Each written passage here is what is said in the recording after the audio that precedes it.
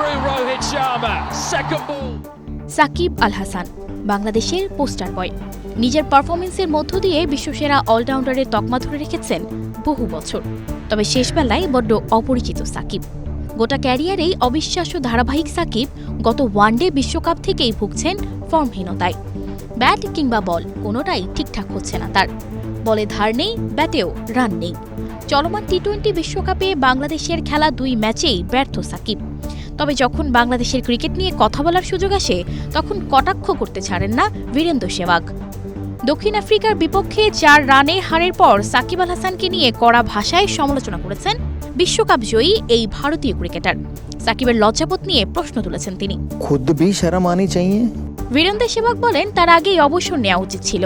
তাকে বাংলাদেশের সামান্য একজন ক্রিকেটার বলেও অভিহিত করেছেন। ক্রিকবাজের পডকাস্টে সাকিবের ব্যর্থতা নিয়ে কথা বলেছেন সাবেক ডানহাতি এই ব্যাটার।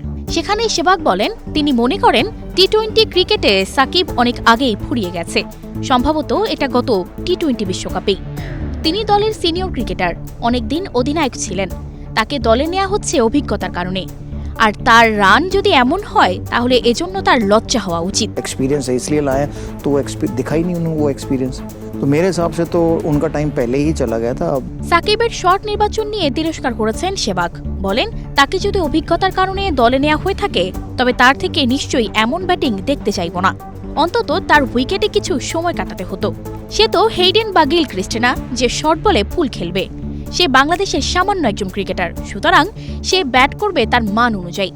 যখন হুক পুল খেলতে পারে না তখন নিজের হাতে যে শট আছে সেটাই খেলা উচিত। मैथ्यू हेडन या गिलक्रिस्ट नहीं हो, छोटी देखते जो घूम जाते हो पुल मारते हो, बांग्लादेश के प्लेयर हो से ना बैटिंग अच्छी हो रही है। সানজিদা রহমান, প্রবাস খবর। नहीं कर पा रहा हूँ अपनी टीम के लिए, तो फिर क्या खेल के क्या करूँ।